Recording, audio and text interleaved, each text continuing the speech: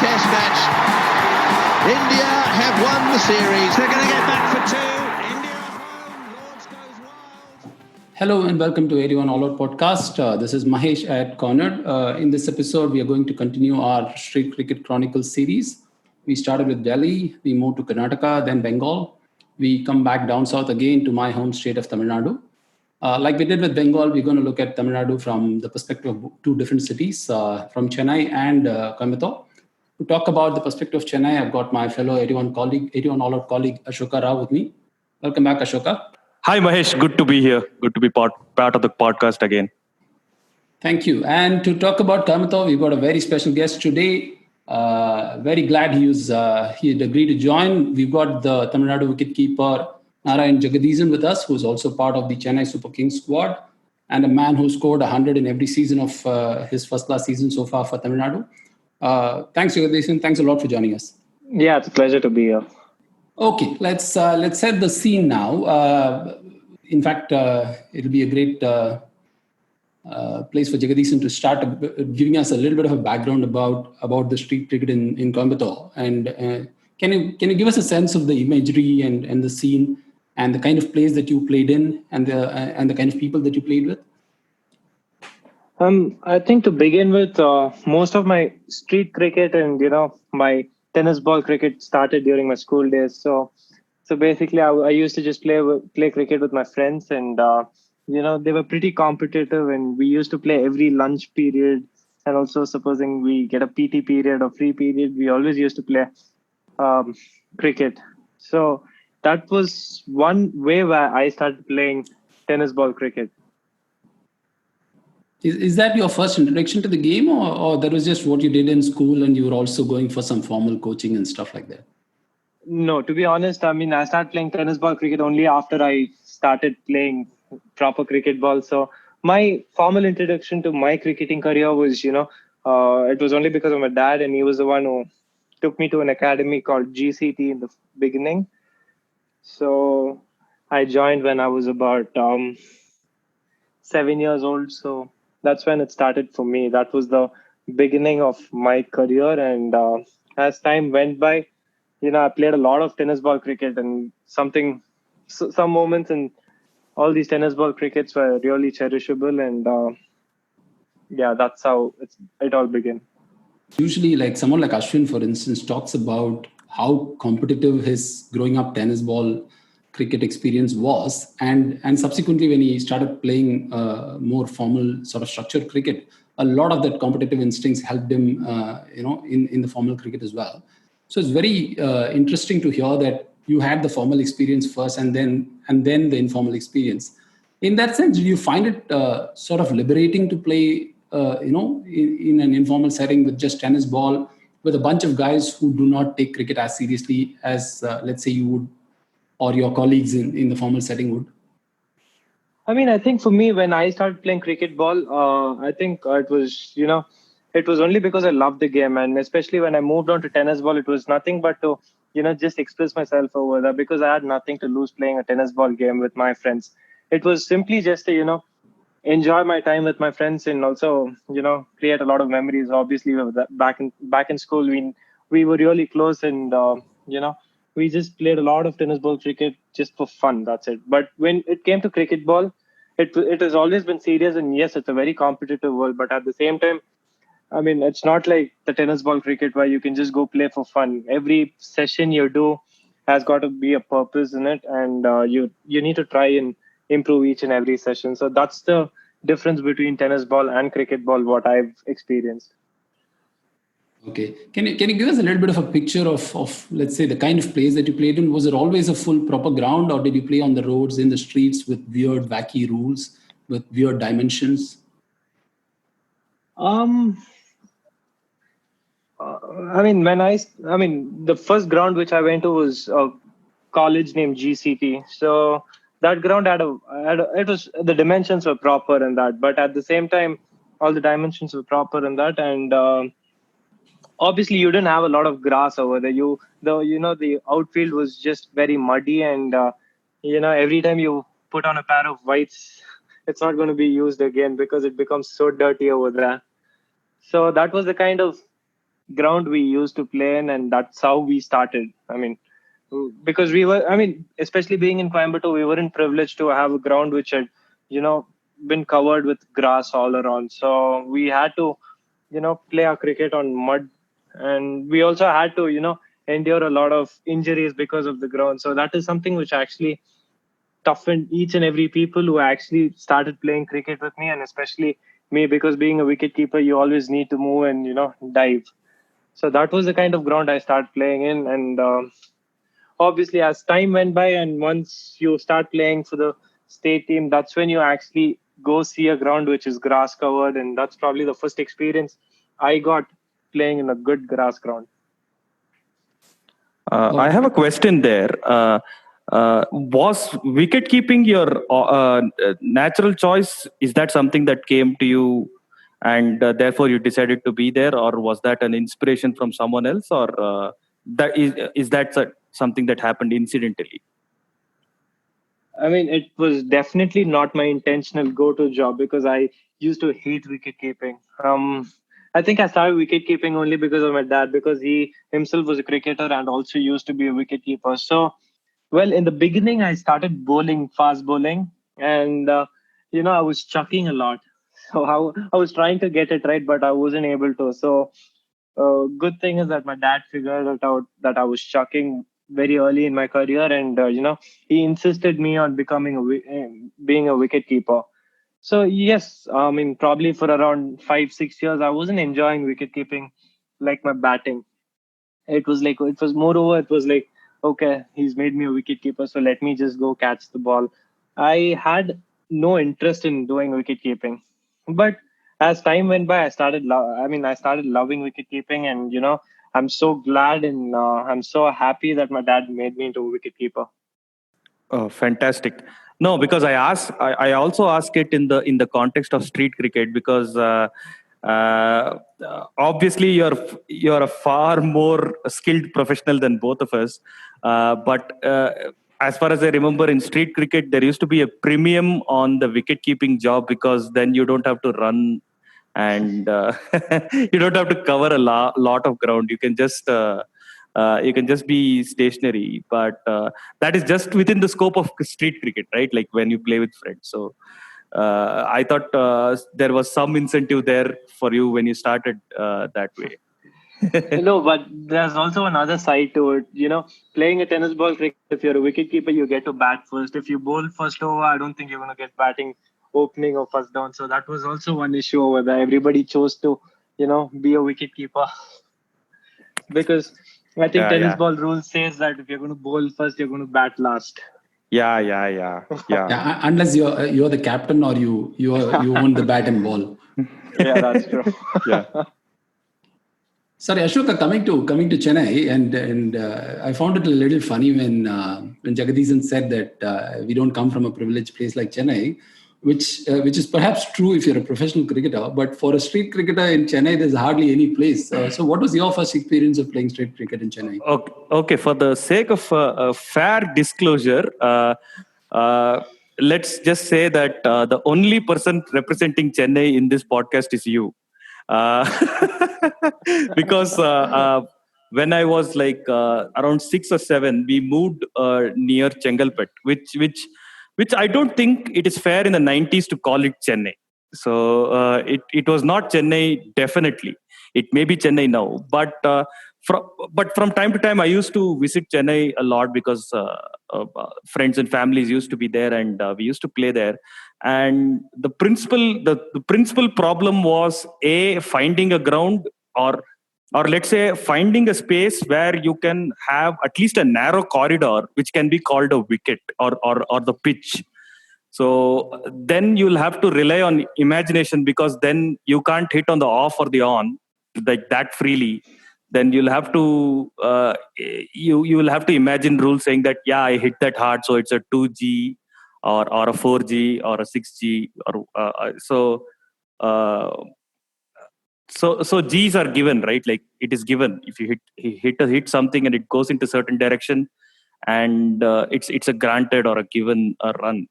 So you have to use imagination, you have to use judgment in applying rules, and also it's a skill. It becomes its own skill because you can't hit hard. You can't play because there is also this rule of one hand, one pitch, which means that you can't play. You can't hit the ball hard on the ground, or if you are going to hit it on the ground, you have to hit it so that the ball bounces the second time quite very quickly near your feet and stuff like that. So it is not cricket as cricket is defined, but it becomes its own game. So that's my experience with Chennai. But boy, man, I really understand what Jagdeesan is saying, because once we moved to Chengalpet or something outside Chennai, you have vast real estate to play, because we didn't have that kind of number of houses were very few and far in between outside the city. So you had like vast areas to play. Again, same, I could relate to what Jagdeesan was saying, because the outfield was so bad that you can't dive. I mean, there is it even if you dive in the heat of the moment, I think you end up with severe injuries. Like your dress more than spoil, it'll also be blood stained and stuff like that more often than not. Like my knees below used to be always scarred, and those were the challenges of, or let's say those were the differentiation between playing in Chennai and playing outside Chennai. That it had those both had its own set of challenges. Okay, let me just come in here and then kind of offer the Chennai perspective. I don't know what you guys are talking about when it comes to real estate and bad outfield. We didn't have an outfield to begin with. So you didn't have a field. Forget outfield. Yeah. You didn't have a field. We played three kinds of cricket. One is on the terrace, which is always available for you with all kinds of made-up rules. One pitch, one hand. Number of times you hit the wall. If it goes out, you're naturally out. Sometimes when we don't have enough people, we've invented new rules where we said, you have to play only one shot. So at the beginning of the innings, you have to define a shot. Let's say if you say sweep, you have to play sweep no matter what I bowl. If you even so much as leave a ball, if it's wide, that's out. If you play any shot which is not sweep, it's out. So that is how much you had to be inventive to kind of entertain yourself of playing cricket. That's one. The other spot is on the street where you play during a relatively quieter time, and you kind of give way for the cars and bikes as they go. And that's where you have a little bit of space for you to even have a proper run up and bowl and play. The other one is a ground, and in every society, like if you are from West Mambalam, T Nagar, you'll go to Somasundaram ground, and if you're from Kodambakkam, Traspuram, you'll go to Traspuram ground. Or the whole of Chennai goes to what used to be called IDPL, which I believe cricket is not played anymore there, which is some conglomeration of massive open spaces, which is owned by a private sort of industrial enterprise. But for some reason, no construction was going on, so it was available for all the city people to play cricket in. So if you go there on a Sunday, there must be thousands of people over there playing cricket. And that's about the only open space we have. Otherwise, if you go to Traspuram, there must be 20 matches going on in one proper cricket-sized ground. And Jagadeesan might know a little bit of background to this. I'm not sure. So apparently, Lakshmipathy Balaji grew up there. So he used to play in a very small ground called Gilnagar ground and also in Traspuram ground. I moved to that locality well after Balaji became a star for Tamil Nadu, and probably he had played for India at that time. But everybody in that ground has some story about Balaji. And there's a guy called Michael, who's the most fascinating character in the entire locality. He says, when Balaji came to the ground, he did not even know how to grip a cricket ball. I was the one who taught him how to hold a cricket ball and hold the correct seam position. And that's one of the reasons why he's got this extraordinary wrist action that he has.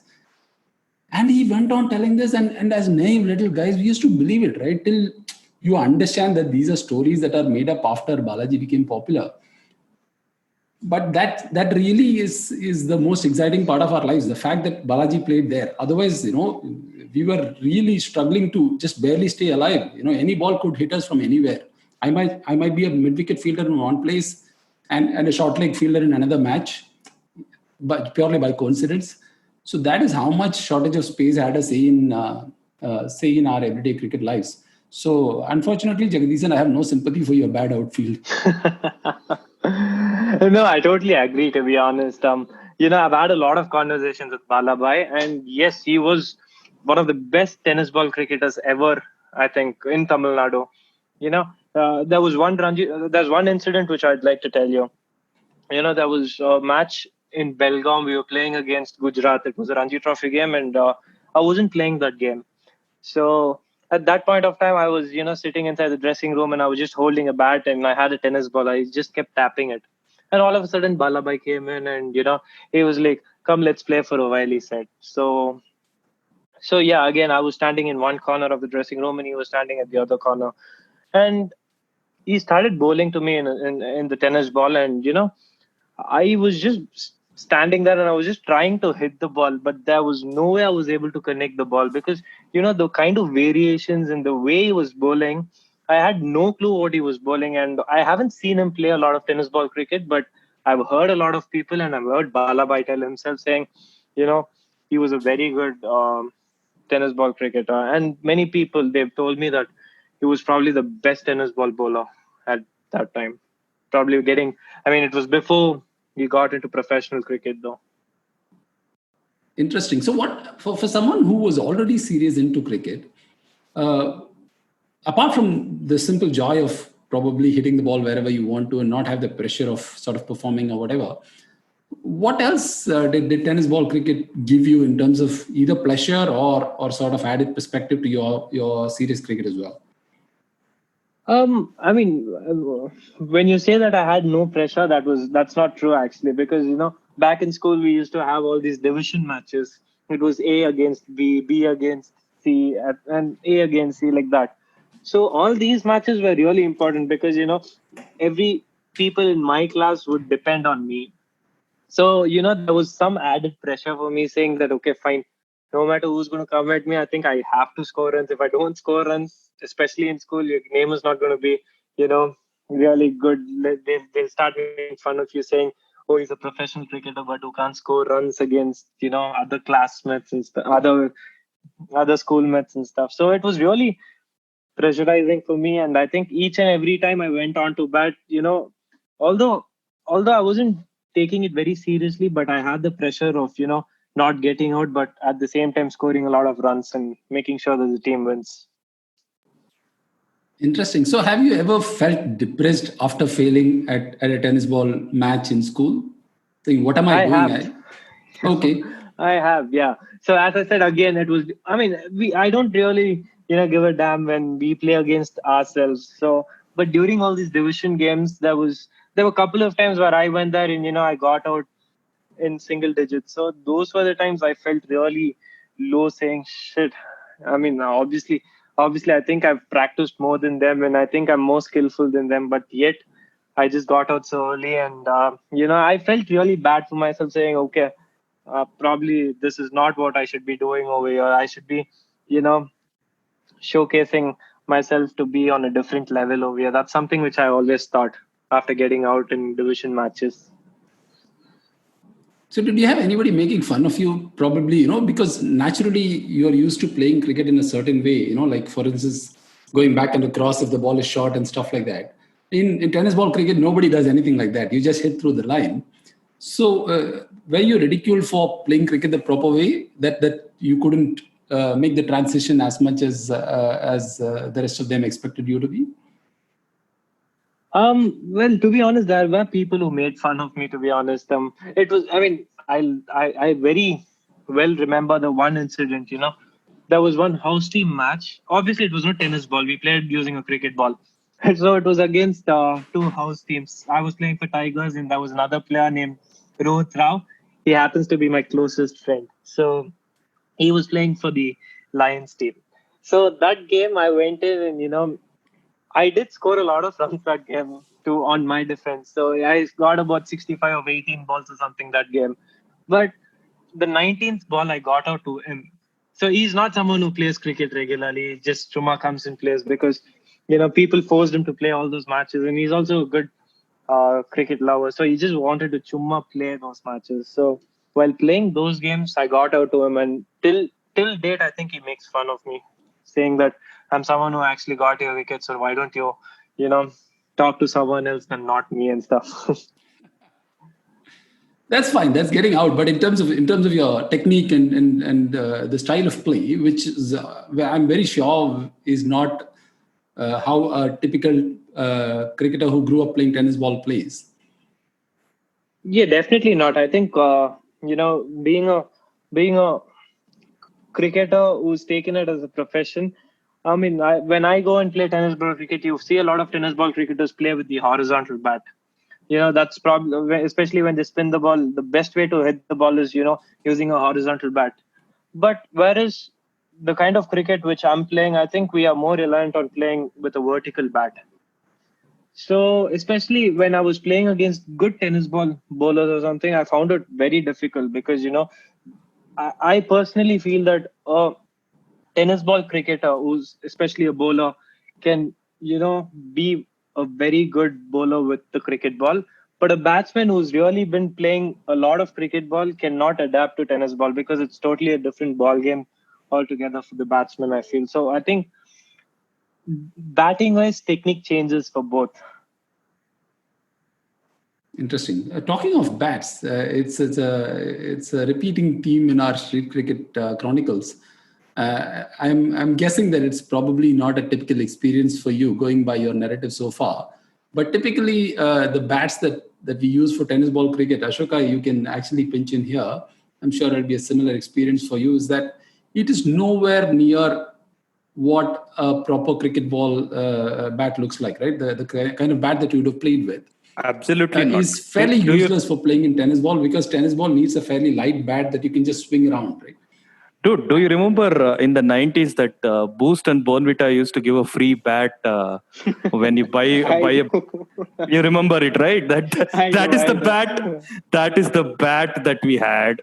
And then we heard a rumor that either Jayasurya is using steel in his bat. So what we used to do was we take that fragile bat and add a steel sheet on top of it, nail it to the corner of the thing, completely ruin the bat. The bat will look like it has come from that Mad Max world, like completely with metal, half metal and half wood, and that too fragile wood. And we used to take it and play it with that heavy rubber cork. It not even used to be tennis balls because see. There has to be some kind of a financial level at which you can go and buy a tennis ball. Like even if our entire team pooled money, right? Like if we couldn't, we will still be like 3 or 4 rupees short of that. So our only option was take a rubber cork, which was like 10 or 12 rupees, as opposed to a tennis ball, which was 30 rupees. So we'll play with that, and that ball when it hits the bat. Already you have made the bat fragile with all this engineering, metal engineering that you have put into it. So we used to break a lot of bats trying to do some crazy engineering. And even if we didn't, right, that those bats like really didn't hold up. Like you'd often top edge it because at the pace the ball was bowled. Even if you hit the middle, right? Today bats, if you hit even the edge, it will go for 6. I think those bats are the exact opposite. Even if you hit the middle, I think you will be safely caught at mid-on. That is the kind of bats that we had. So our only option was to either dabble it to third man or to fine leg and run it down for 4. That was our only boundary option. We had no hopes of clearing 6s and all. Sorry, Ashoka, I have to intervene here. I can't believe there is a parlance called dabbling to third man or fine leg in street cricket. No, that is hello. That is retrospective lingo, man. That is after like 20 years down the line. When I look at it, that's what I think we did. If you want to say this in Tamil, it's like 30 ஓடுறது. அது அப்படி விக்கெட்டுக்கு பின்னாடி 30 விட்டா அது 4 போயிடும். So that is what the lingo was. Like I don't know how do you call that in Thai? How do you pronounce or frame that in English? Got it. Okay, in terms of ball hierarchy, we actually there was a similar one discussed in the Bengal pod. And Rubber-Cork is fairly higher up in the hierarchy. It starts with rubber ball, which is extremely heavy. And it's easier to hit for a 6, but it's much more difficult to actually connect the ball because the ball is very uneven in its bounce and it's very hard and comes pretty fast. And then you have cork ball, which is it's just a very heavy piece of, I don't know. It's I don't even know what material it's made of. It's just extremely heavy. It doesn't bounce enough. It's like I think it's rubber inside rubber, so it goes. But it's some extremely heavy rubber, right? It just doesn't bounce enough. And somebody's drawn a seam over there. It's like a drawn seam rather than any real material seam over there. And then you have Rubber-Cork and then tennis balls as well. And tennis ball comes in many varieties, right? So there's Cosco cricket. But in Chennai, the most popular ball is actually a ball called Mercury. And the truly professional teams not only buy Mercury, they also do something on top of it. They actually burn the outer layers of mercury using matchstick and whatever, paper fire or whatever, and make it a little more rounded and harder so that the ball, offers space and bounces more.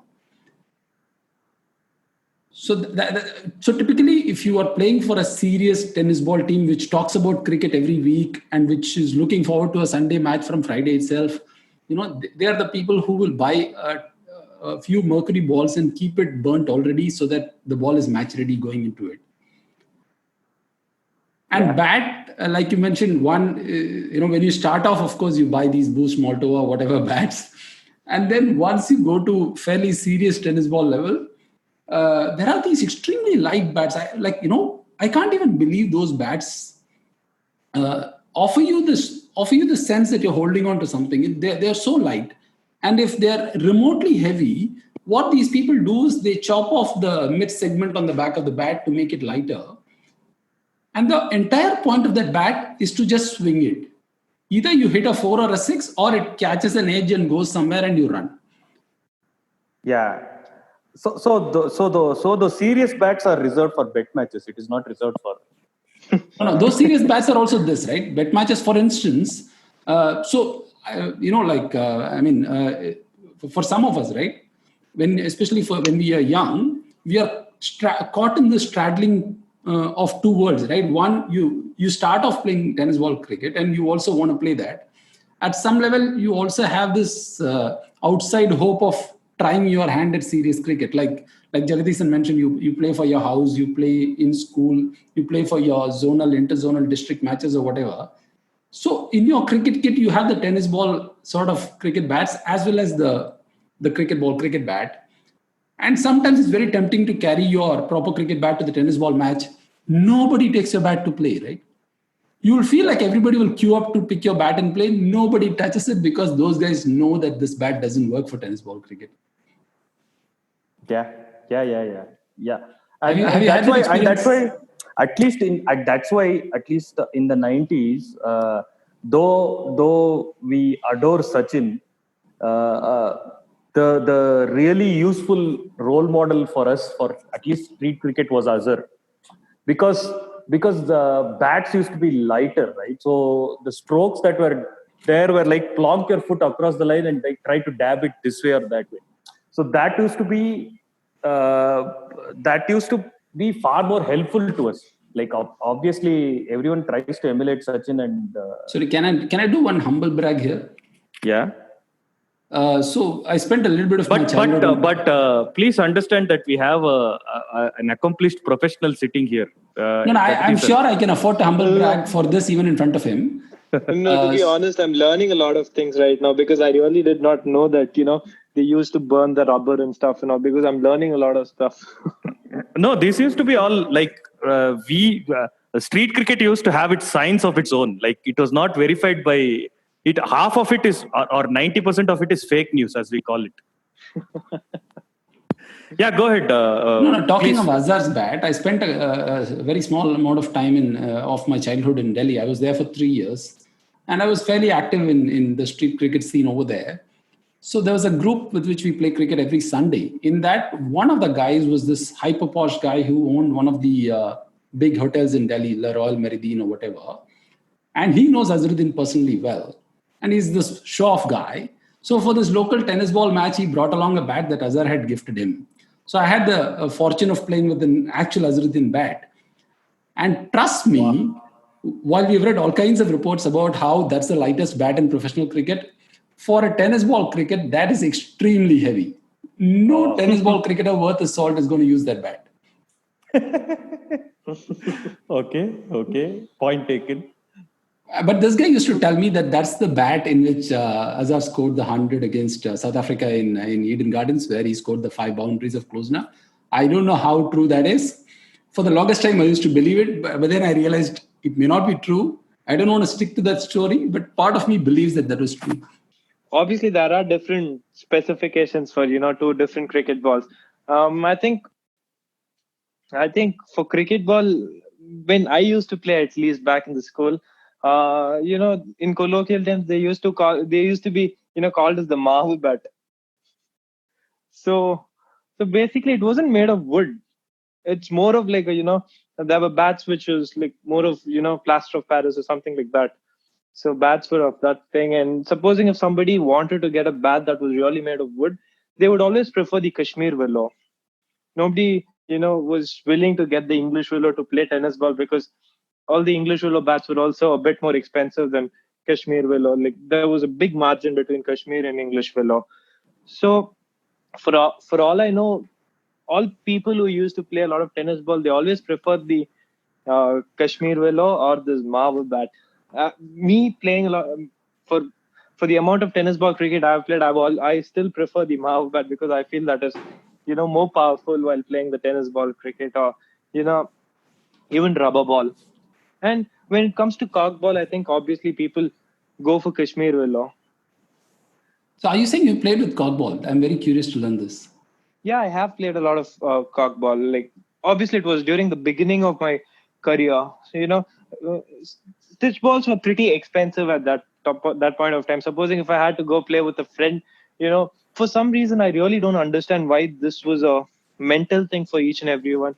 Whenever I gave some of my friends a cricket ball, they always felt it was very hard, and I don't know, it's some mental thing for everybody. And whenever I gave them a cork ball, they were like, okay, fine, Masha, let's go play with this cork ball. What's the deal now?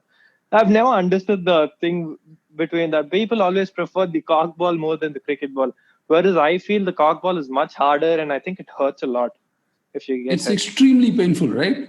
Yeah, it is. But for some reason, people always thought the cricket ball was much harder, and it's not safe to play without pads and stuff. But people are okay playing with the cork ball without pads, abdomen guards. Yeah. And if you had a good bat, which I suppose you would have had even when you were young, I'm sure you wouldn't have used it against the cork ball, right? Never. I've never used it for tennis ball as well.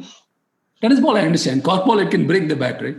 Yeah, it will. So I've never used my best bats to play cork ball and stuff. Okay. Slightly, I know this is not strictly amateur territory, but I want to know a little bit about the evolution of bats while you were growing up. Did you also have these oil sheet bats and oil bats and seasoning them like for months, tying up a sock with a ball and seasoning them for months, or by the time you were growing up, you already got pre-seasoned bats? You read my mind. I was about to ask the same question. Yeah.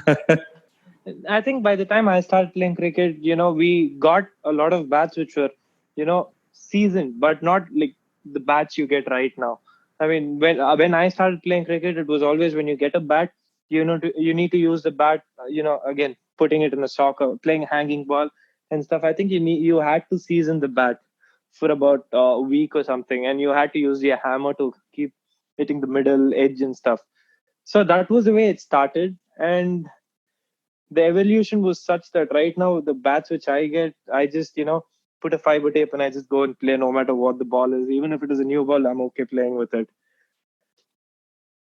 But interestingly, I mean, this was more interesting. I mean, I've seen a lot of my dad's bat.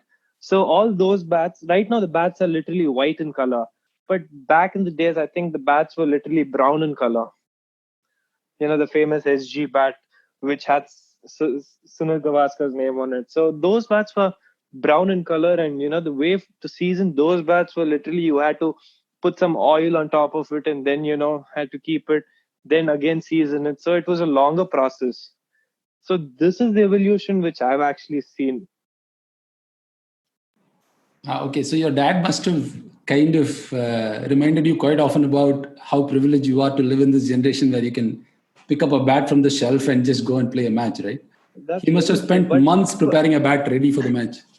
Very true, very true. But at the same time, at some point of time, I do actually feel like, okay, it would have been fun to, at least experience or go through the process of, smearing some oil on top of the bat and, getting it ready and keeping it to dry and stuff and all. So I think even that would have been a good experience, but I've never experienced that because the bats are pre-seasoned right now. There used to be a person assigned in the team to do that. Like we used to have team bats, which is we all pull money together and put it, and then there used to be a person who used to have, I'm doing air quotes here, technique, quote unquote. Yeah, that is true. He has to be able to hit the ball properly, right? If you hit the edge, you're screwing the bat. No, not just the that, and even the oiling process, and it used to be a big ritual by itself. Like, and even if we ran out of, like, even if that day we didn't have any bats, we will never go and pick that bat up because within that period you are strictly supposed to not use that bat and all that. So there used to be a lot of ritual around buying new bats itself. I don't think that exists now. It'll be silly also if it existed now. But those used to be some unique things of the 90s at least. No, that's true. Most of the bats are team bats, and very rarely, maybe you do something extraordinary well in life, you get a first rank or whatever, you do well in board exams, you'll probably get a bat of your own. And it's like the scene in Chennai 28, right, where that guy sleeps with his bat. So it becomes such a personal possession for people. I mean, it's also explained by two things. One is the street cricket culture, and also I think the economics of middle class life has changed. So if you take even in an amateur circle now, I think every kid has a bat. Like in fact, where I live here, when I just look at the window, there's a basketball court. It's a half court. There are 20 people playing with 20 different balls. So that's how much probably the economics has changed. I'm sure that doesn't apply for the current generation. But when we were growing up, it was like one bat per team, and somebody who's done extraordinarily well in life, their parents will bless them with a bat of their own. True, very true.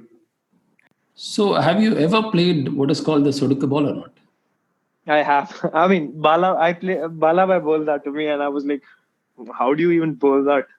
And in fact, each and every bowler who plays cricket ball, I think they're well aware of the sodukku ball.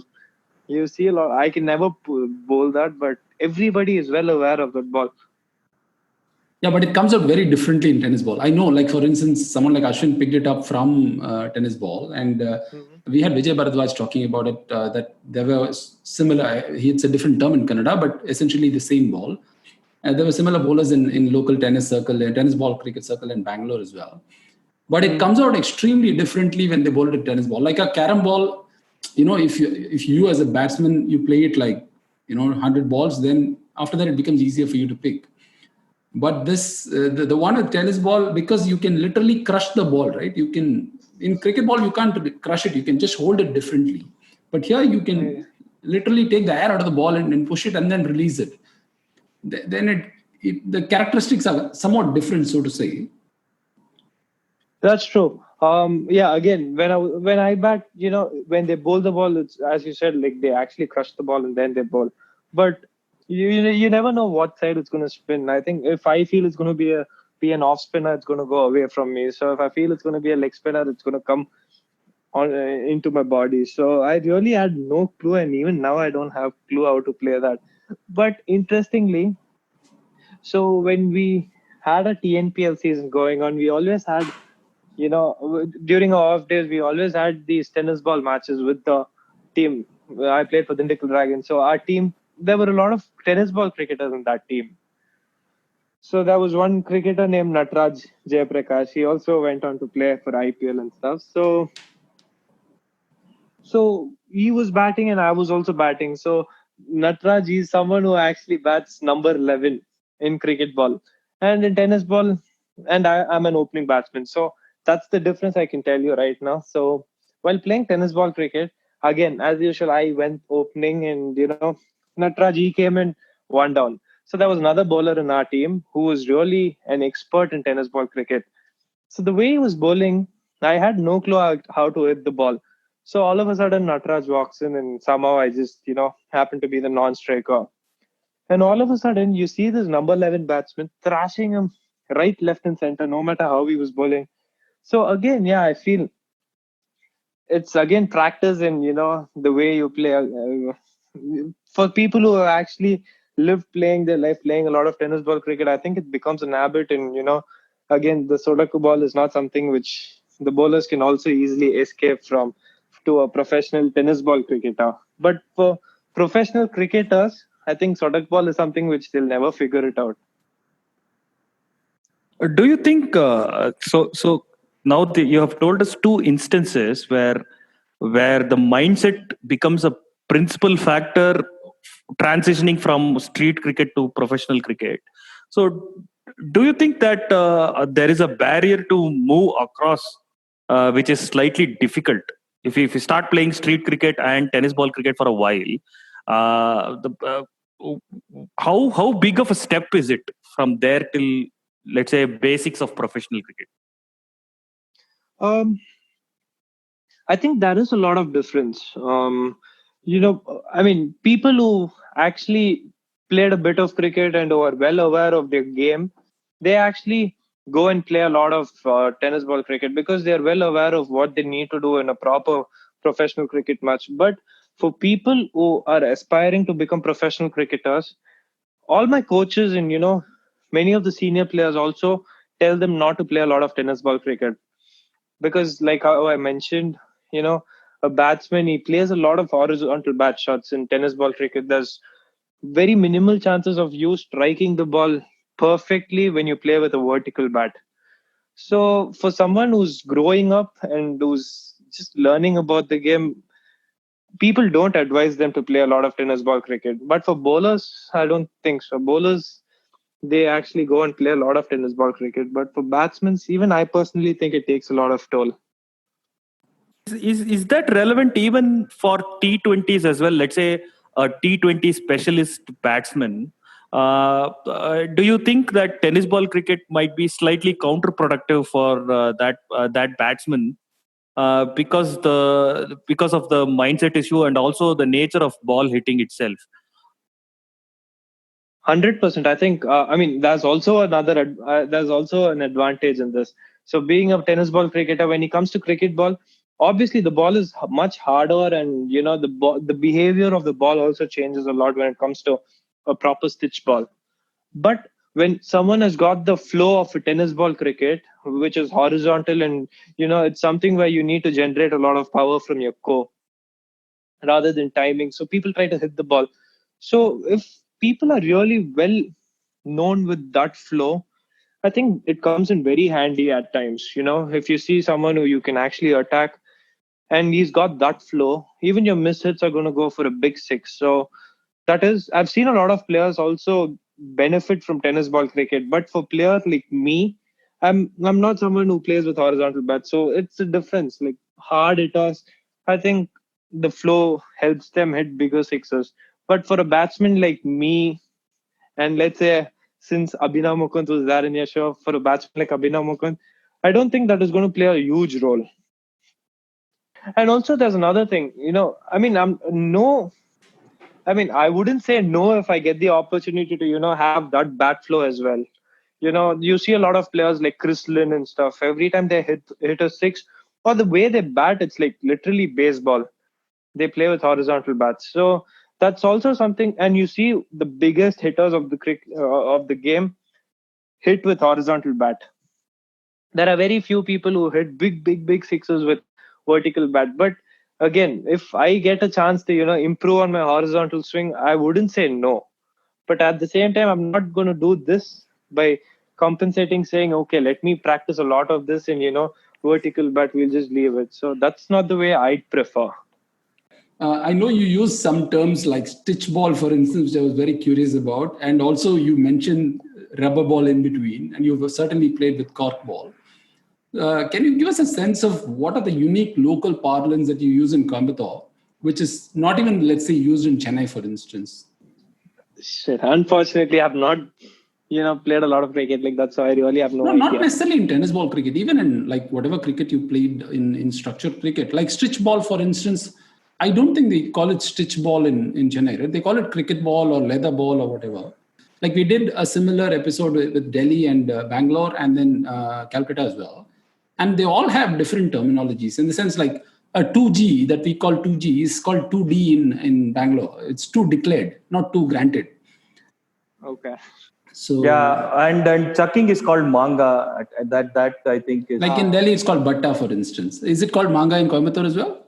Yeah, it is. Okay. Manga adikran, yeah. So that, and also direct it is called manga. Sama manga adikaran. Yeah. So there used to be that, and I mean, for the purpose of this podcast, some of the terms that we use here are not PG or G. It is 18 plus. So therefore, those were because I think it stems from the competitiveness of street cricket that sledging was such a big part of it, and therefore the terms that were used were all. I don't know if I can say that out in aloud sitting here in my home. So there used to be certain characters in the team who are very competitive, who take it to another level, as if it's an India-Pakistan World Cup final that's happening. And if you see from outside, it will be like a 10 rupee bet match on either side, and you have specific sledges that you have to go, and there used to be specific terminologies for team. That one pode illa rendu pode apple pode, so those are like team specific things that you want to say to your teammates that the opposition will not understand, or you'll say certain things in certain ways that it will obviously rile up the opposition batsmen because they are not professionals and they give in to that emotion, and more often than not that brings a wicket as well. So the easiest way to call off a match is essentially if there's a bet match, right? The easiest way to call off a match is to open your wallet and pretend to throw the money. That's it. The tempers rise, the egos raise. Hey, who do you think is playing for money here? And that's it. The match ends and everybody goes home. And I've seen few matches. If this thing happens, the only good thing about being a professional cricketer when it comes to this part is, you don't end up on a fist fight.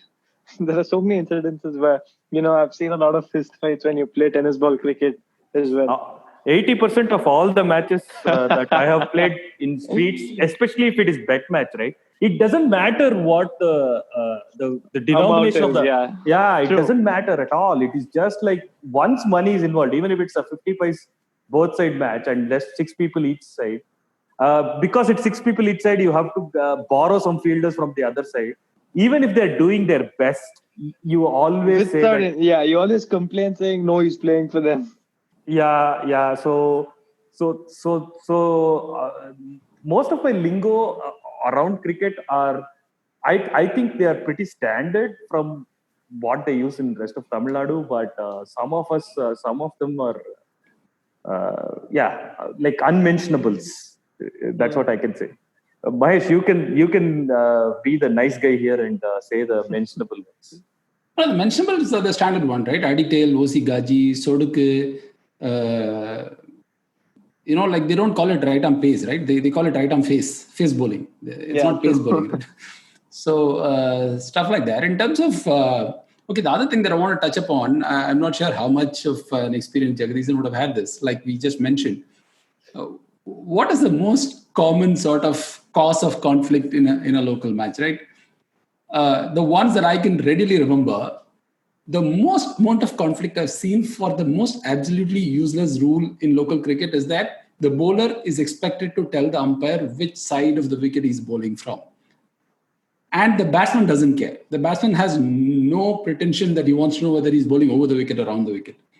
But the umpire decides that is a crime and he calls it a no ball.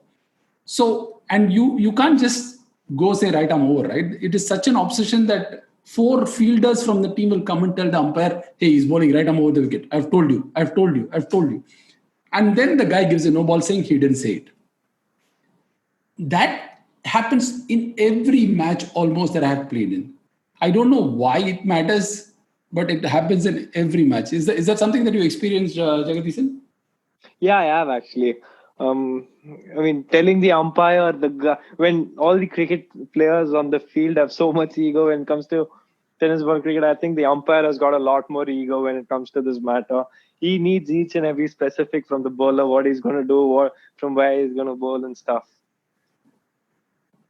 I have had crazy fights, conflicts where the ball is wide, obviously wide. The batsman goes chasing it, and he gets an edge, and the keeper catches it. But the principle of the matter is, it's not that the batsman has edged it. It is still crossed the wide line. Therefore, it was wide first, and then I chased it. Then I touched it. Therefore, it's not out. So things like that.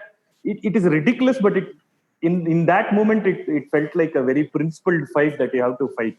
Is it wide first or is it the back? So also that is ignorance of the rules, right? Like it's not coming from a place of learned. Okay, talking of ignorance of the rules, I'm going to ask this question and I expect a standard answer from both of you. When you're playing street cricket or tennis ball cricket, how do you measure the popping crease? How do you draw the popping crease? What is the measurement unit? You just keep your foot at stumps and then take a jump. That's it. Sorry, fail, Jagadeesan. Bat from bat. What? You tell me the measure. Bat and a half. Bat and handle. Bat and a half. Exactly. That's the universal measure. I know the answer. I would say bat and handle. But yeah, sure. Yeah, bat it's either half. Bat and handle or bat and half. But usually people count handle as half the bat. I don't know why. Yeah, and you used to have like 20-minute stoppages in play. Already you are coming from school. It's getting darker. There will be that one guy who will be like keeping the bat, and then he will carefully mark that end of the bat, and then he'll take the handle, and it'll be like on scientific experiment that guy is doing. And what is worse is that once you draw the line, it doesn't stay there, right? These are not white paint that you draw. It's just a line in the sand that you draw. So when there's a stumping or a run out, the umpire forces you to just stay there, and they draw the crease all over again, measuring the 1.5 bats again.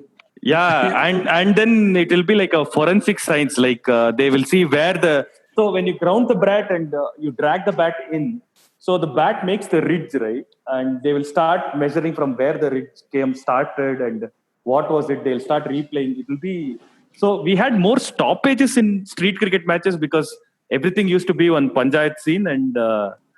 Than the actual match itself. The actual match will be like 8 overs per team or 10 overs per team or 12 overs per team. It will not be more than that. 15 would be like a rarity. But those used to take like a full T20 match time. It used to take 4 hours because of all the stoppages, all the conflict resolution, and then you finally go home with that 5 rupees or you go home grumbling. That's usually the scene. And what's the other funny thing that happens with all these disputed runouts and stumpings? While they draw the line, most of the people will not know the rules of what should be determined out or not. And there are these 4 people who watch cricket and they have read the MCC laws and they watch it with the commentary and all that. They will be the one fighting saying the line belongs to the umpire. Like nobody knows where the line is. The line belongs to the umpire will be said by a guy who worships Harsha Bhogle, for instance. Yeah, so that's a good segue for us to move into sort of interesting characters in the local cricket. Jagadeesan, who are some of the most interesting people that you played cricket with, who had absolutely no ambition to become, to take cricket seriously, but they were still very, very interesting for what they offered? I mean, I think it's gene for all the bowlers, especially people who actually bowl fast bowling, be it tennis ball, cricket or cricket ball. I think all the fast bowlers have really, very competitive character and also a kind of weird character. I think each and every fast bowler I've actually faced or I've known, everybody. I think a lot of people like that. And to be specific, I haven't actually had a lot of, fights or something playing with tennis ball, but cricket ball, I've seen a lot of characters where, I've gotten a lot of fights with. So, I mean, being a fast bowler, they always have their ego hitting the mark saying that I'm very quick. Even though if they're bowling it 120 or something, they feel like they're bowling at 150. So at that point of time, all of a sudden, let's say that a bowler who's bowling at 120 uh, bowls a good ball and I get beaten or something. All of a sudden, he comes up to you and he tells you like, "What, am I just too quick for you? I mean, you're not able to face me. Was it just going in a flash and stuff?" Being a batsman obviously provokes you, saying you just tend to get into a fight. Did you have characters who bowled like gentle medium pace, like Mark Elam and stuff like that, and like idea bowling that they used to say? That's another term. The idea bowling is a good term, actually. Yeah, idea did you bowling. Use that, Jagadeesan, in your place? Yeah, I've faced a lot of bowlers like that. No, but the term idea bowling. Idea bowling, yes. There was one incident where, we were playing our under 13 state match in Bangalore. And there was one there was a batsman. It's for bowlers and batsmen, I feel. So there was a bowler who was just coming and running. And all of a sudden, there was some dust particle which, went inside the batsman's eye or something. And he just moved away. We were just under 13 at that time. And all of a sudden, everybody from the dressing room started shouting, idea batting done, idea batting done. Our coach got so pissed that he blasted the entire team, saying, "What the hell is wrong with you guys? You guys are playing bloody state cricket, not some tennis ball cricket and something." He blasted each and every one of us. Yeah, is that a term that you guys use in TNPL, for instance? I'm sure a lot of people come from different backgrounds. Is that a term used in TNPL? Idea batting, idea bowling, idea fielding, whatever? No, honestly speaking, I don't think any people use the term idea batting, idea bowling right now. Idea bowling is something, it's become a culture where, let's say that if somebody is bowling a good wide Yorker, then they say, "What's some idea bowling da?" Like that. It's not now. It's not so silly like when a bowler comes and he stops halfway or the batsman just moves over. Nowadays, people don't say idea batting in the kind of cricket I play, at least. Yeah, for us, by sheer coincidence, the guy who used to do that was Balasubramaniam, who's called Money. So he was Idea Money. So that Idea Money also adds a Gautam Money angle to this. Yeah. So it fit the name so perfectly, and his idea was always to run fast and bowl slow. So that is not idea. That is lack of skill.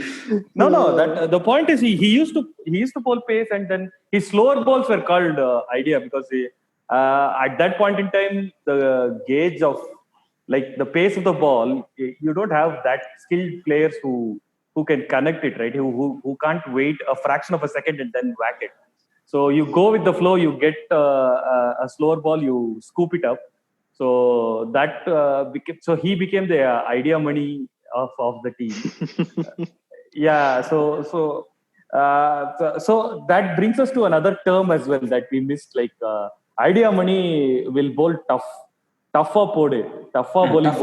Correct. Tough is another thing that essentially contain, right? Don't give away runs. Yeah, don't give away runs. True. Actually, I forgot that. I just got reminded by that. Yeah, tougher bowling podu means that became a subculture by itself. That there used to be bowlers who will not take wickets because they know because maybe batsmen were also unidimensional, right? Like in street cricket, you can find more players who can hit in the leg side far more easily than they can place it, do a cover drive or a cut. Those used to be lesser proportion than the leg side players. So if you bowl off stump, you will not end up getting a lot of wickets. But nobody cared about wickets. If a team was like no loss for 30 in 15 overs, that itself was a great achievement. So wickets were never a premium thing. So tougher bowling usually translated into that guy is not getting wickets, but it's okay. He's not giving more than like 3 or 4 runs an over.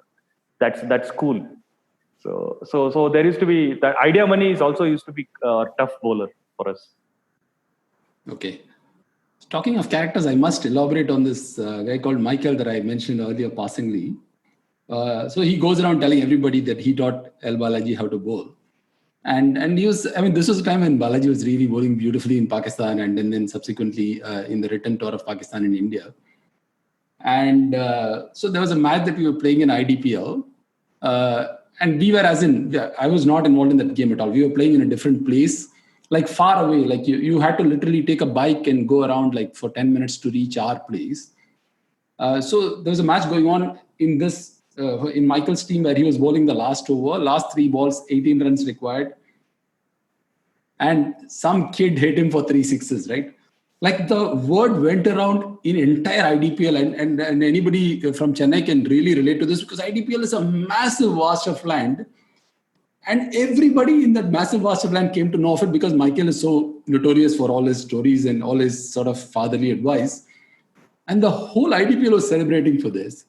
And the funny part was this guy comes and says he was so disappointed with it. And you would think he's disappointed because he gave away 18 runs of 3 balls, which is almost impossible.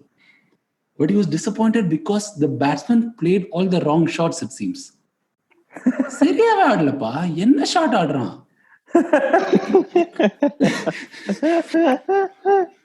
There is so a weird character reminds me of one other guy who's be very short, and he was proficient at hitting sixes. Like all his reputation came from hitting sixes, which used to be a rarity in our circle, at least, because given how horrible the pitches were, and so six hitting was like an event. So that guy's reputation, he used to be called into variety of teams. He was called Veeramani. So he used to be like part of every team because having him as opener would actually guarantee you at least 1 or 2 sixes. That's his role. After that, he has nothing much to do. If he hits 2 sixes in a game, that's it. He's done.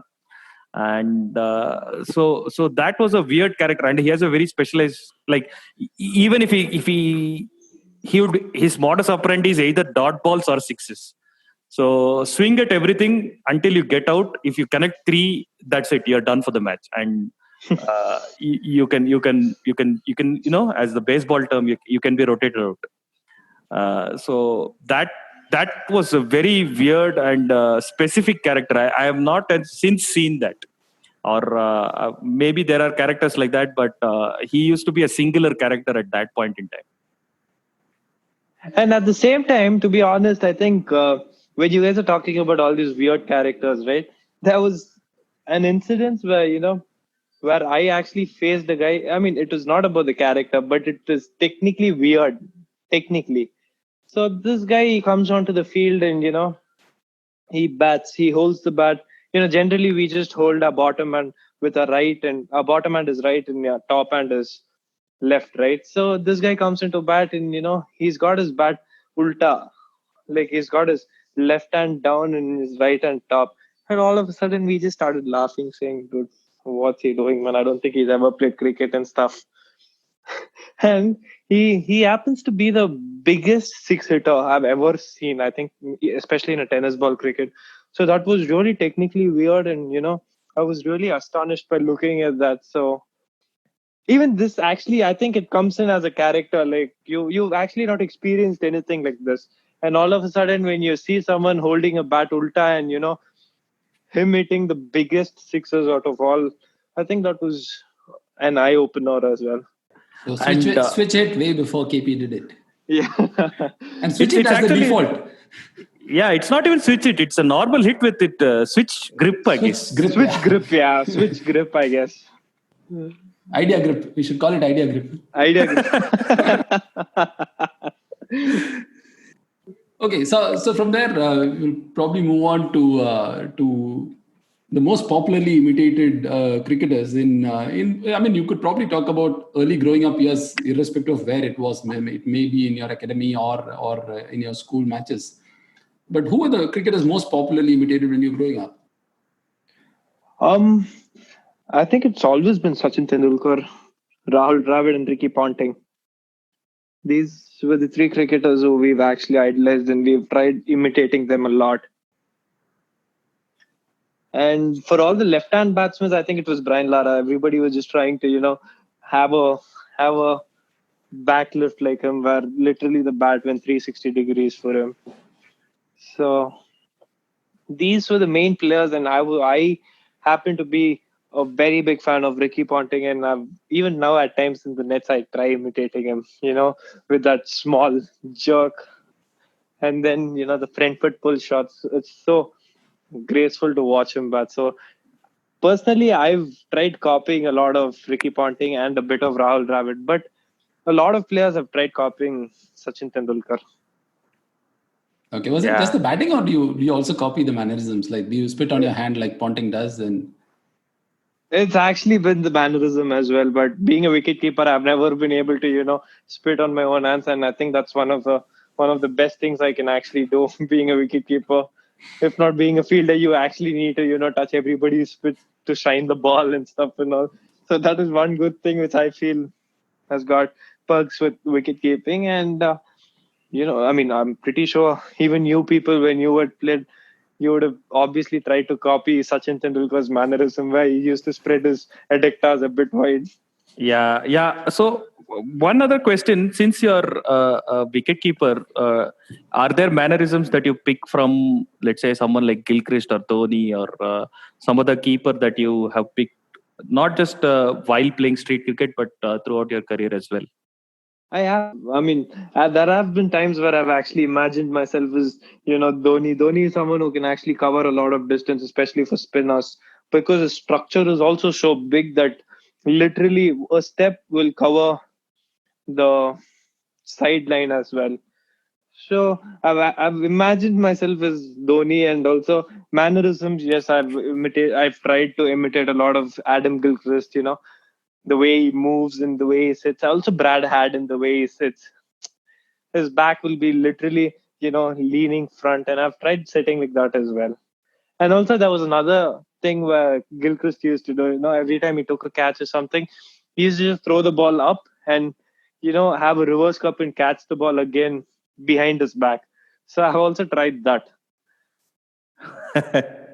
Nice.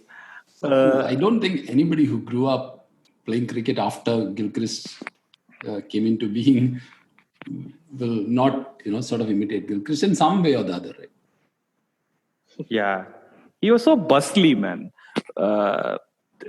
He was so energetic and in the crease while batting as well, right? Like, you can literally sense like energy is emitting out of him, as opposed to, let's say, Virender Sehwag. So the effect was the same, but both kind of the energies that they brought into the crease was like wildly different.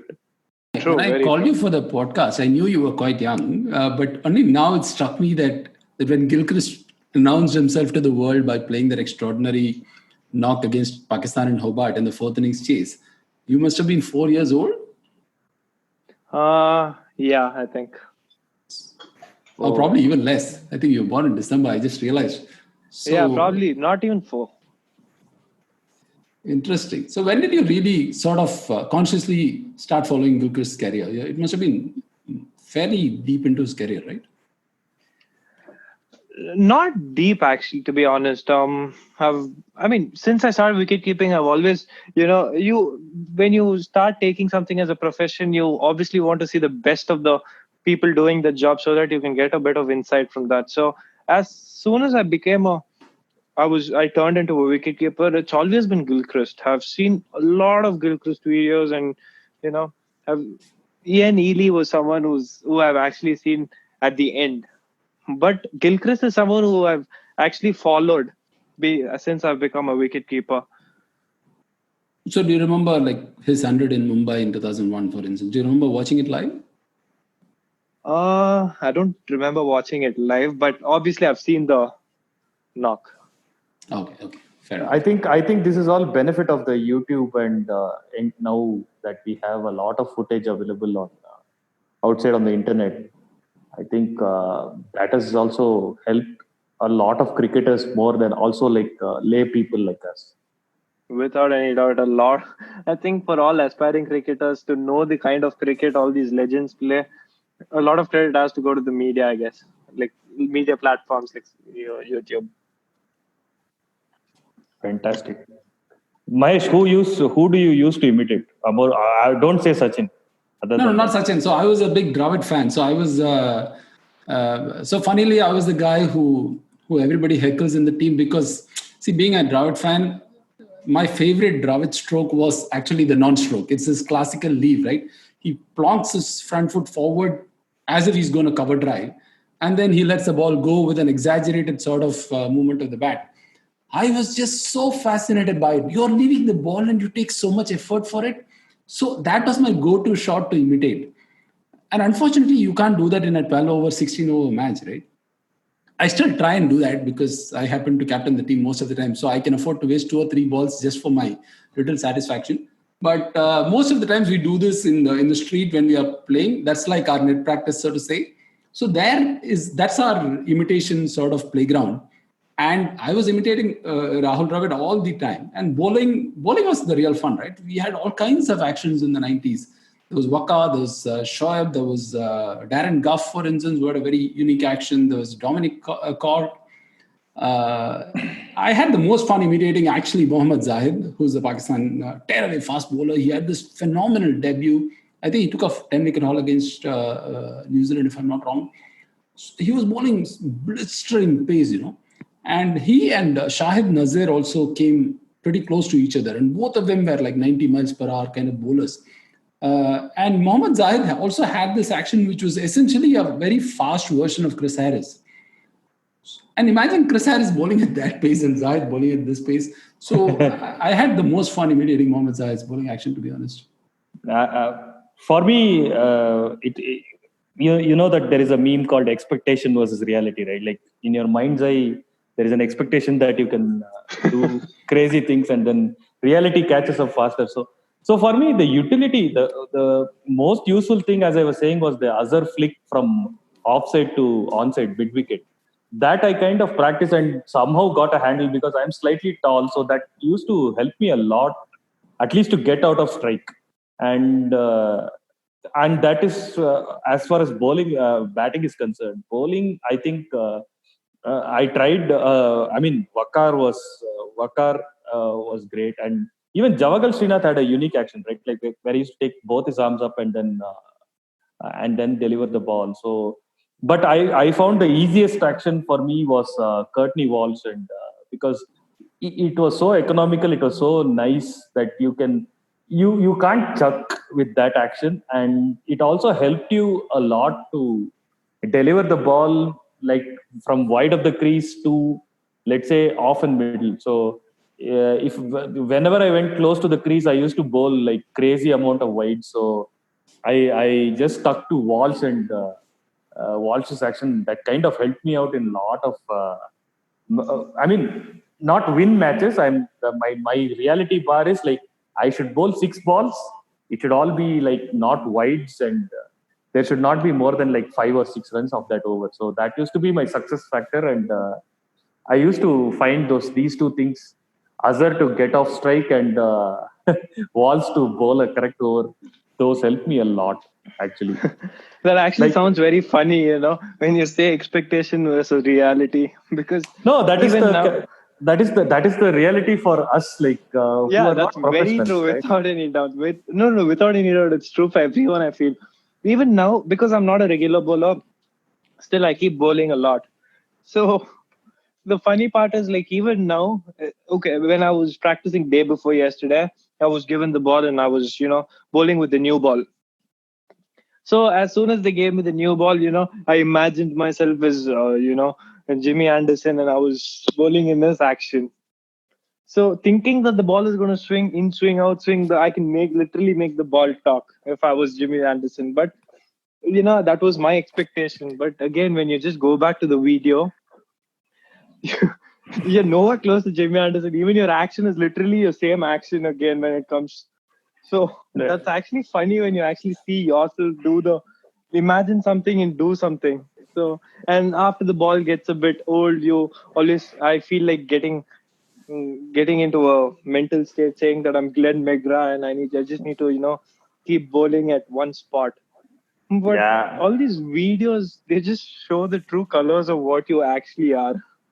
And it's so funny when you actually see, and you'll be thinking, shit, I think I've been imagining myself as Jimmy Anderson, and I'm not even 1% of what Jimmy Anderson is. No, for us, like absent of videos, our teammates' reactions will immediately tell, okay, okay, time to cool down, time to get out of fantasy land and deliver 6 balls. Like, Very because, true.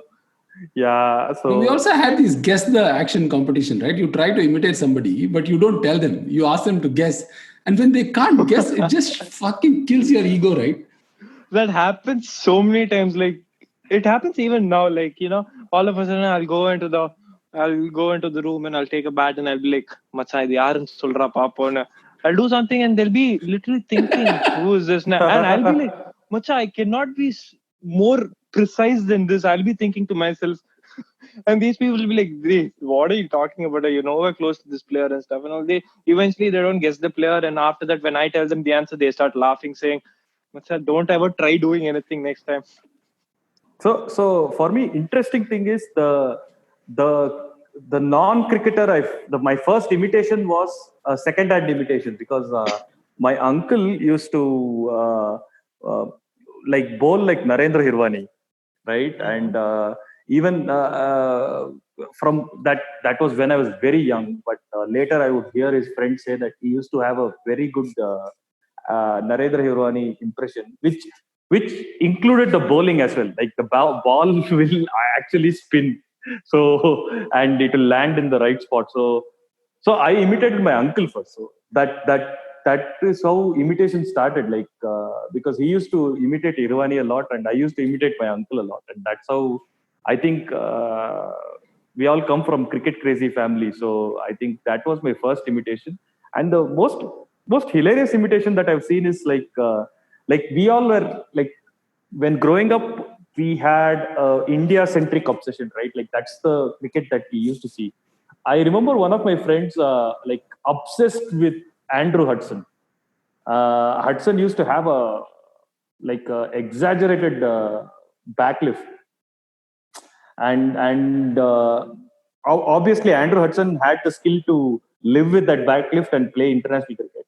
Our guy, he only had the backlift. He couldn't bring the bat down in time to catch even a half volley. So so it will be great. Like when the bowler is running and the batsman he's having this exaggerated backlift, it looked like something awesome is going to happen. But after 2 or 3 matches, we kind of knew, okay, this guy is going to either he's going to mistime the ball or he's going to be clean bowled of a regular delivery. So those two impressions are like vividly I can recall those.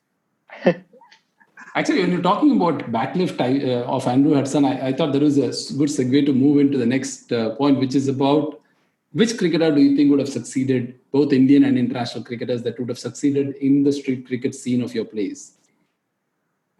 And when you mentioned the Andrew Hudson backswing, I was thinking that's something that's absolutely detested in street cricket. You are meant to, have nothing, no swing at all. Just hold the bat as close to the ground as possible, because otherwise somebody who can get the ball under, like, I mean, even with tennis ball, a lot of people bowl very quick, and a Yorker, you're gone, right? So the default technique of every tennis ball cricketer is no backlift at all, or even if there's a backlift, it's more like a Robin Singh kind of a backlift. So I always thought, whenever I saw Robin Singh bat, I was like, this is the guy. He's made for Traspuram, He should just come here. One, he has no backswing. And then with that little backswing, he can still whack them for a big six. And predominantly on the onside, right? So Robin Singh would have been a fabulous sort of cricketer in tennis ball scene in Chennai. The other big sort of non-mainstream, of course, there's A.B. de Villiers and Kevin Peterson or whatever. But the other big one that I thought would have made a big difference is Justin Kemp, the South African cricketer, who for a brief while was doing what Klusener was doing before. Not for as long as Klusener did, but just for a period of 6 or 8 months, he could hit those big sixes. Again, he can get underneath even the fullest of balls and hit them for sixes. So I think those two cricketers, probably, if I have to pick a batsman with a backlift, with an exaggerated backlift, is probably Klusener, right? Because his bat speed is so much that he's going to deceive the bowler into bowling full. What is called, by the way, that's another local term, bat pitch. Do you call it bat pitch in Coimbatore, Jagadeesan? No, I've never heard of it. A half volley is called over pitch delivery, or a bat pitch. It's called Macham bat pitch. Podadra. Oh. Essentially pitching at the bat. So I think someone like Kuzna would have induced a bowler to bowl that bat pitch ball and kind of whack. I think these are the three batsmen that I can think of. What about you guys? I definitely think Lance Krusner and stuff, 100% with their backlift, I think even they would have been good. But coming to current generation of cricketers, I think, again, as I said, Chrislin would be my go-to choice. He's literally playing baseball. So he would, that's a different talent altogether to hit the ball like that. So I would definitely go with Chrislin.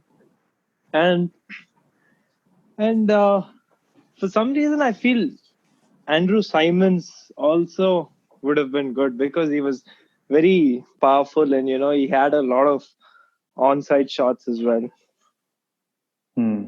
Any Indian batsman bowlers? Indian batsman. I mean, you already said L Balaji. So bowler, of course, L Balaji. Both of us will say L Balaji. Yeah. And I also have to say because he's from my neighborhood.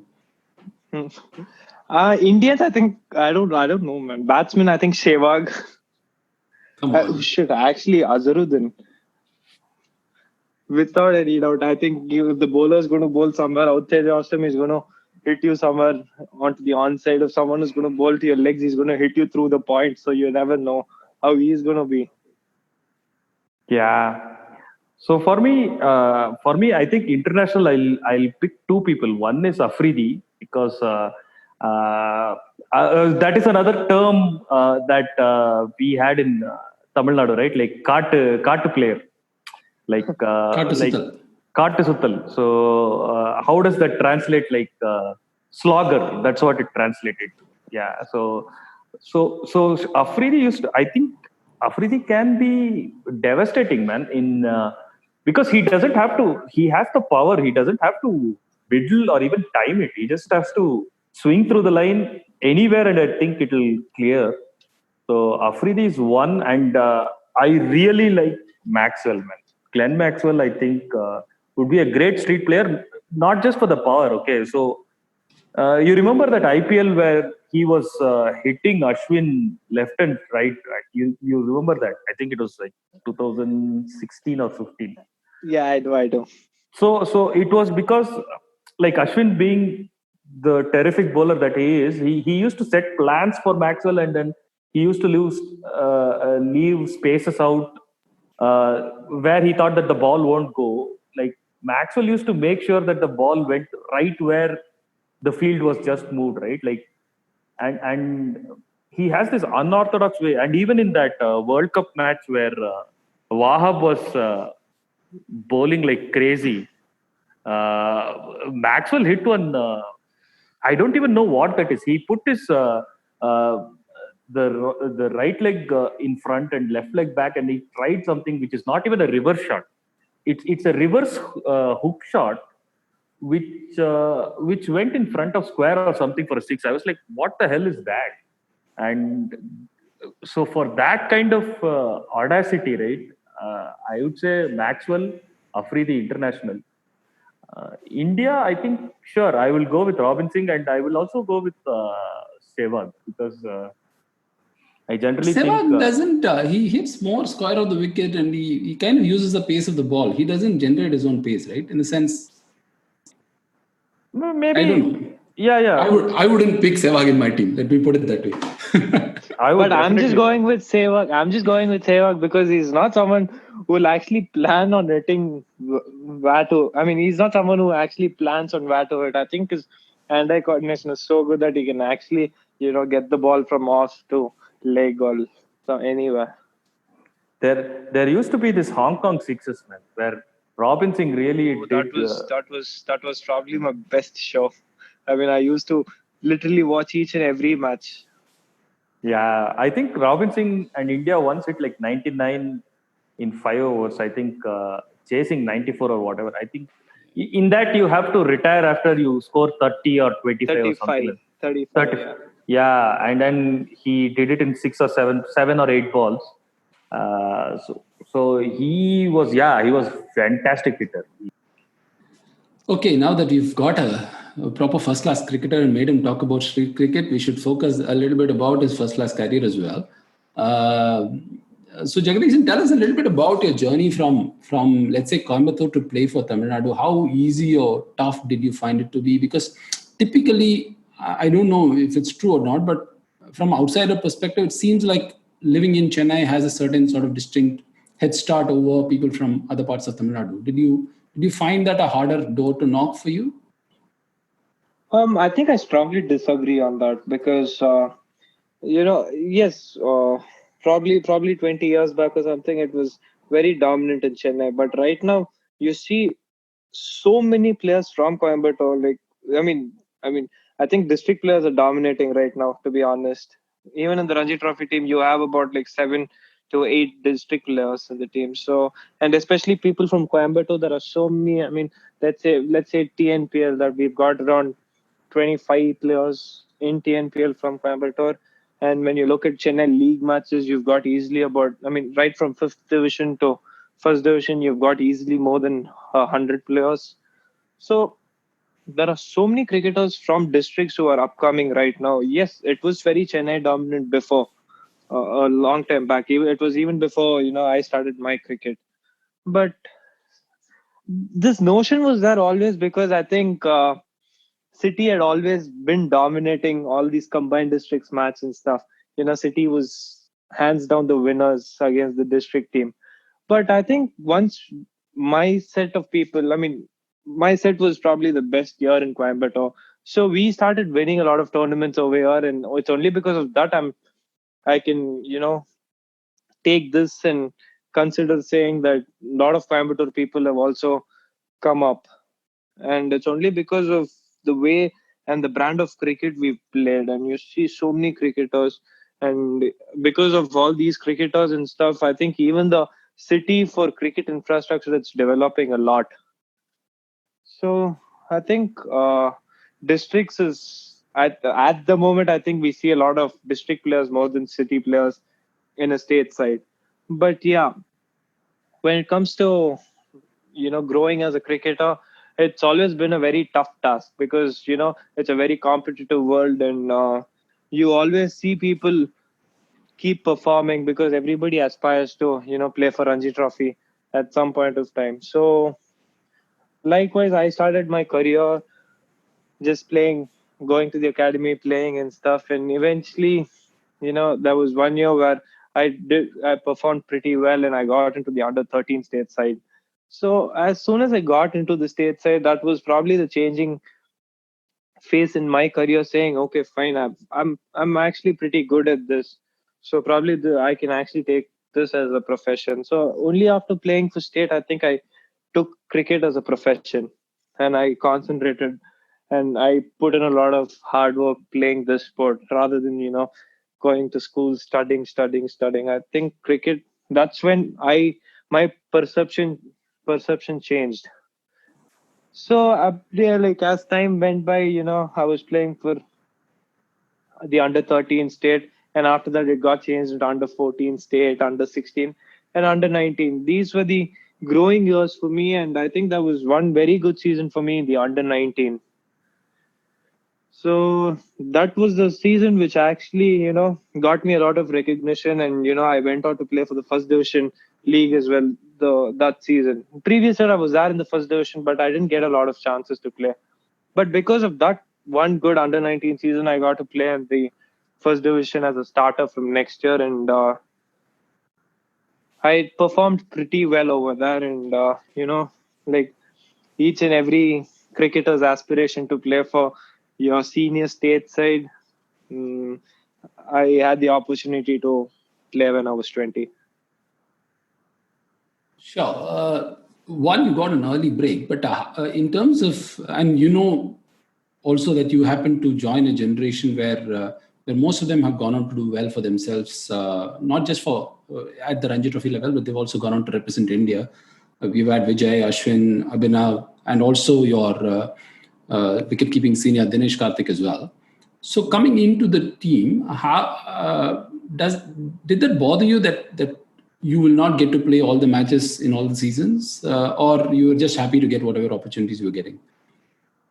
I mean, to be honest, as I was just, looking to make my breakthrough into the Ranji Trophy team. When I got selected for the first time, I really did not care if I'm going to play or not. I just wanted to, feel the. I just wanted to get the experience of how it's going to be in a senior dressing room. And in my first season, I mean, it was obviously that time, being a youngster who's been playing under 19 cricket, it was obviously a very big change for me. And when you go and sit inside a dressing room, which has got Murli Vijay, R. Ashwin, Dinesh, Karthik, Abhinav, Mukund, all these players, L Balaji, I mean, all these players, when these people are there in the dressing room, and that time a coach was also Mr. Rishikesh Kanatkar.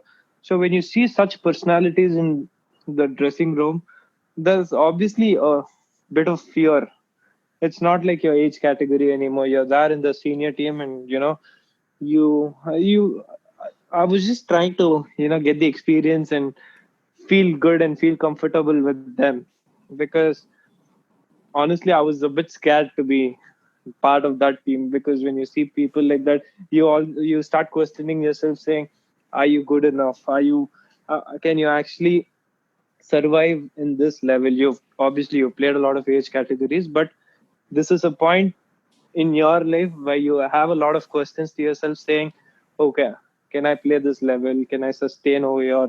Am I good enough for them?" Because I see Indian players over here, and I'm someone who's just broken. I mean, who's just got selected to the Ranji Trophy team. There are a lot of questions. So I was actually okay not playing.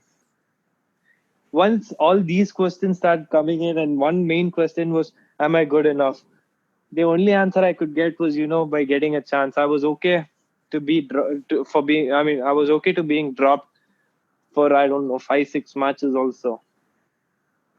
But at some point of time, this question kept hitting me very hard, saying, "Am I good enough? Am I good enough?" So that's when I was very eager to make my debut, and I wanted to play somehow. And for me, fortunately, Dinesh Karthik had an injury in his finger. So because of that, he played as a batsman. I came into the team as a wicketkeeper. So that was my breakthrough. We should also touch a little bit about your CSK pick, the fact that you're picked in the squad. One, how did that come about? Was it because of your performances in TNPL? And two, how did you take that move? I know it's exciting for you, but you also deep down know that the opportunity for you to play is going to be very limited. So how did you look at that pick? I mean, again, as I said, like when I went into the Ranji Trophy team, I wasn't expecting to play. Likewise, when I went into the CSK team, I had zero intentions of playing my first season, obviously. I just wanted to just sit and watch Dhoni, someone who I've actually admired and I've tried imitating as well. So, and not only him, there are so many legends on the team. So I had no intentions of playing, and I was 100% okay if I'm not going to play. Obviously, if I get a chance, I'll be the most happiest. But at the same time, I had no expectations at all. I just wanted to be, sit in the dugout and experience how it feels.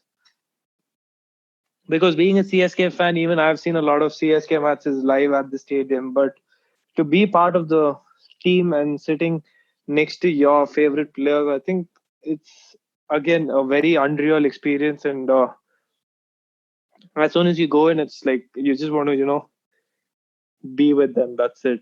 That was my thought. But after the first season, obviously, it's like, okay, you no longer want to sit outside. You just want to play, and you just have to wait for your opportunity.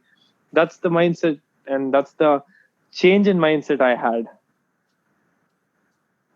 Okay, so if let's say one day Dhoni gets injured, so you're ready to just kind of step in and play, although the limelight in IPL is going to be like many times Without over any what you doubt. thought. Yeah. Okay. Without any, I'll be the happiest to make my debut. And, I mean, there's no other place to showcase my talent. If I get an opportunity and I make the best use out of it, I think there's nothing like it.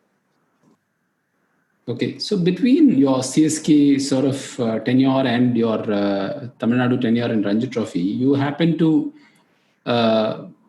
sort of spend a lot of time with two very different wicketkeeper batsmen, and both very, very dynamic in their own sort of ways. And in many ways, they were actually competing for the same slot for the Indian team before Dhoni kind of took it to a whole different level.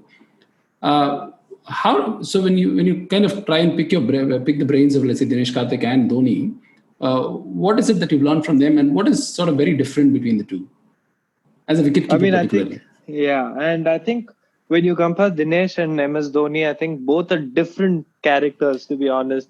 MS Dhoni is someone who's really, really calm, and he's not someone who keeps talking a lot. But then if you go and ask him something, he'll never say no, and he's always there to help you. My bhai. And Dinesh Karthik at the other end is someone who's filled with energy. He's always up and ready to do something or the other. And and also I happen to be a player like Dinesh Karthik, who, I just like going around, having a lot of energy, running around, shouting, like that. So first time when I went into the Ranji Trophy team, it was Dinesh Karthik. Dinesh Karthik was the biggest player that time, because R. Ashwin was not there for the first season when I played, because he was busy with his national duties. So obviously I was again a bit scared to be with Dinesh Karthik, simply because of the stature he had. And as time went by, I got to know him, and we became really close friends. And now I actually know him so well that there's no way I could just call him anytime and ask him for a route. And also he's helped a lot with me in wicket keeping, because him being a wicket keeper, you always see Dinesh Karthik practicing a lot of wicket keeping as well, because first year he kept all the matches except for few. So there were so many drills which I learned from him.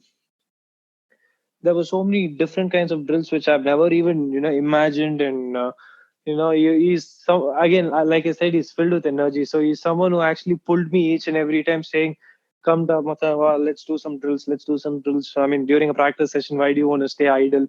Come, let's do a bit of keeping. Let's do a bit of keeping. And also he was helping me with my batting a bit. I think it was more of wicket keeping, because wicket keeping is not something that's coming very naturally for me and Dinesh Karthik. So we need to work for it. Batting is something which comes natural for us. So we kept working a lot in our wicket keeping, and he's been doing that for a very long time right now. So since I made my Ranji Trophy debut, I think I've been working a lot on my wicket keeping with Dinesh Karthik, and I'm also discovering a new, what to say, I don't know, like new ways of improving as a wicket keeper. And that is something which I've learned over the years with Dinesh. And when it comes to my boy, I think he's very silent. He'll just have a look at you. Obviously he's got eyes on what you are doing all the time, but he's not someone who comes and talks with you saying this, that, and stuff. He keeps, his way of looking at things is very simple. And, his basic concept is, don't dive, just move and collect the ball. These are the types of advice you'll hear from MS Dhoni. For MS Dhoni, I think keeping comes very naturally for him. And even though his technique is a bit unorthodox, he's probably the best wicketkeeper to have ever played for India, maybe. So these two are like two complete different characters. One is always willing to, put in a lot of work, trying different things. And MS Dhoni, till now, not even once I've seen him, touch the glove. He wears his keeping glove only during matches. While a practice session, he just bats, he bowls. That's it. I've never seen him touch the wicket keeping glove. So that's been the characteristic. That's been the character of these two. Wow, that's quite a news for us that he doesn't even touch the gloves outside of the match. Never. And in fact, this year during, obviously the IPL got postponed, but before that we had a camp, CSK camp. That was the first time I've actually seen him wear a glove and, gather a few balls in practice. But in the past 2 years, not even once I've seen him touch the glove. Wow. Okay, with that we come to the end of a very exciting discussion on street cricket in Tamil Nadu, and also a little bit of coverage on the career of an upcoming promising wicketkeeper batsman for Tamil Nadu, Jagadeesan. Thanks a lot for your time, Jagadeesan. I hope you go on to achieve great things in life, and individually as well as for our sake, please get us a title in the Ranji Trophy. I think we'll be forever grateful for that. Thank you so much. We'll definitely try for that. Just Good luck. Cheers. Back for the second. India have won the test match. India have won the series. They're going to get back for two. India at home. Lords goes wild.